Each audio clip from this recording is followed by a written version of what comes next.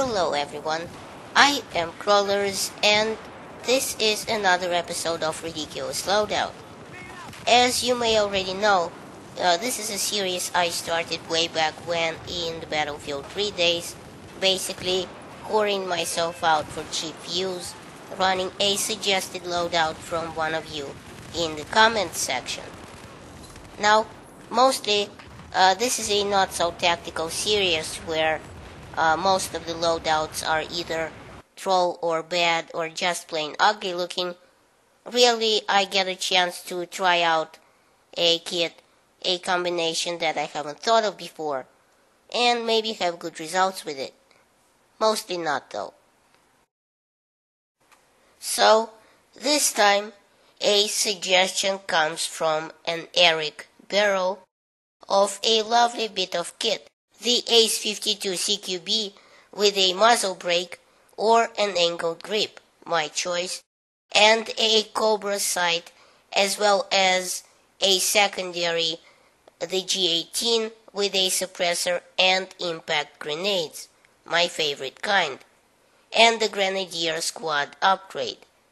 Now, since the Grenadier upgrade comes only with the assault class, I was pretty much limited to running that, but no worries because the Ace 52 is a carbine in Battlefield 4, and as such will run with any class you choose.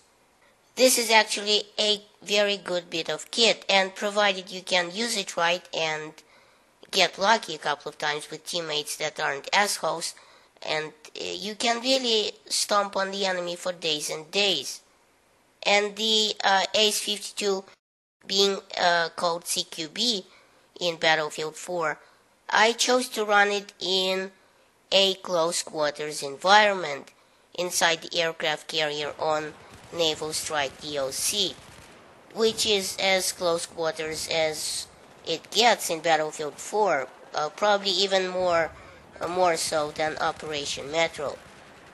Also, in the choice between muzzle brake and angled grip, I chose the latter, as the muzzle brake only helps you with the per shot upwards recoil, which admittedly the S52 has a lot of, but what it has even more of is the first shot multiplier. So in order to help me with that, I equipped the angled grip. And thank you, Eric, for suggesting the Russian Cobra sight on this gun, as it's the people's favorite sight for a reason. And I'd like it even more than the Western RDS sight, because the RDS can get in the way a bit, I think, with its red dot covering the target somewhat, especially if you're at a distance, whereas the Cobra sight has that nice little gap in the center that makes it easier to focus on your target and, make it dead. So, the Ace 52 in real life is a variant of the Galil Ace family of assault rifles, the Ace 21, 22, 23, 31, 32, 52, and 53, developed and manufactured by Israel Weapon Industries, in Israel obviously, and in the Mill Industries and in Colombia.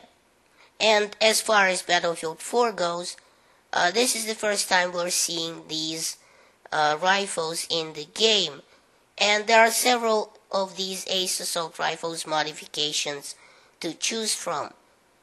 The Ace 23 classified as an assault rifle and available only to the assaulter medic class, the Ace 52 and 21 classified as carbines and available to all classes, and the Ace 53 SV classified as the designated marksman rifle and available to all classes, but obviously being semi-auto rate of fire only. So, talking about the stats of the Ace 52 in Battlefield 4, you will notice right off the bat that it fires this 7.62 round instead of the 5.56 like all the other carbines, thus doing obviously significantly more damage. The damage it does is a monster 34 at 8 meters which drops off to 20 at 50 meters. Now, this obviously makes it only a 3-hit kill up close. You manage to get a headshot in there, and all you need is 2 hits. It also has a rate of fire of 650 rounds per minute, which is the slowest among carbines, and its muzzle velocity is only 400 meters a second, a standard barrel, which again is the slowest among carbines. Its reload speed is a mediocre 2.2 seconds for the short reload and 3.1 seconds for the long reload.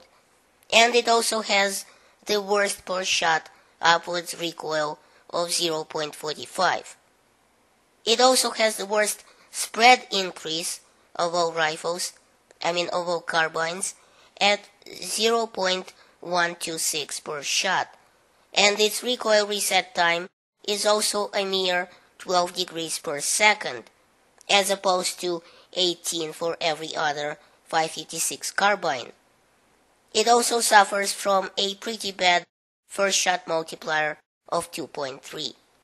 Now, these are all the more obvious drawbacks of the Ace-52 given to it by DICE as a way of balancing out the extra damage it puts out, no doubt, but there's also a less obvious drawback to it as well. Because of the bigger caliber and smaller magazine size, namely 25 rounds versus the standard 30, you start out with a bit less ammo than with other assault rifles, for example. So, in situations where your teammates are complete member heads and no one seems to drop ammo, you might actually have a problem. So, you can either get diced right after spawn, or leave long enough to see yourself run out of ammo. And the attachments, the muzzle brake or the angle grip, are a good call on the Ace-52, I think, as it has such a high per shot recoil and first shot multiplier. You want to balance them out somehow. And I ran both versions just to try it out, one with the angle grip in the beginning of this video, and the other with the muzzle brake at the end of this video. And I gotta say, both are alright. In fact, you might want to choose both of them at the same time on the Ace-52, but it really depends on your playstyle, I guess. If you're gonna be tap firing most of the time, you obviously want to go for the angle grip because you want to balance the first shot multiplier some, especially if you're going to be shooting over medium distance shots and will try to reach out and touch someone at a good range. On the other hand, if you're gonna be stuck in close quarters, you're gonna be holding down the trigger until the magazine runs out, then, screw the first shot multiplier. You want to go and balance the per shot upwards recoil to keep the gun more on target. Now, I did my best to help out the team in these couple of runs with the Ace-52, throwing down medkits at every turn and reviving as much as I could, but I gotta say, I still didn't get a chance to really use the G18 automatic pistol, in this run at least. I did get a chance to use it a little bit in the previous video that I made, running this kit, trying to unlock the attachments for the Ace-52, so you are welcome to watch that video. It's about Battlefield Hardline, and I'll link it to the back of this video, hint hint. But really, you're either gonna love the G18 automatic pistol or hate it in Battlefield 4. I mean, you're gonna be hated on pistol-only servers because it's obviously fully automatic, but it certainly puts down a lot more damage than a regular semi-automatic pistol. So people like to use it, like to use the shit out of it. I don't like to use it that much myself, to be honest, what with its high upwards kick and small clip, and mind-boggling rate of fire. I don't know, to me it's just icky. But if you want to get really anal with the specifics, here they are. The Glock 18 in Battlefield 4 does a maximum damage of 18 at 8 meters, which drops off to 10.8 at 55 meters. It fires the 9mm bullet at a standard muzzle velocity of 380 meters per second, or 190 in this case, because I had the suppressor on. Obviously, you can fire in semi-auto or full auto at a staggering 900 rounds per minute rate of fire. It has a reload speed of 1.2 seconds for the short reload and 1.45 seconds for the long reload. It also has the worst upwards recoil of 0.7 degrees per shot, which is the worst among pistols, obviously, since revolvers kick a full 2 degrees per shot. It also has the first shot multiplier of 2, which is something that, for me at least, the G18 is a bad choice for in sidearms, just because, as I said, it kicks upwards way too much. It also has the worst per shot spread increase of all sidearms, sharing first place with, interestingly enough, the SW40 revolver. Again, this is something that really turns me off about the G18 in Battlefield 4. Also, I hate the iron sights, so there. So I hope you enjoyed this episode of Ridiculous Loadout, and now because I don't feel like suffering alone, Eric must also run this loadout and upload it to YouTube, and I'll accept the link down below in the comments to that video. So thanks for watching. Please rate and share this video as it helps my channel grow. Check out my other videos at the end of this one, and remember, in Soviet Russia, YouTube subscribes you.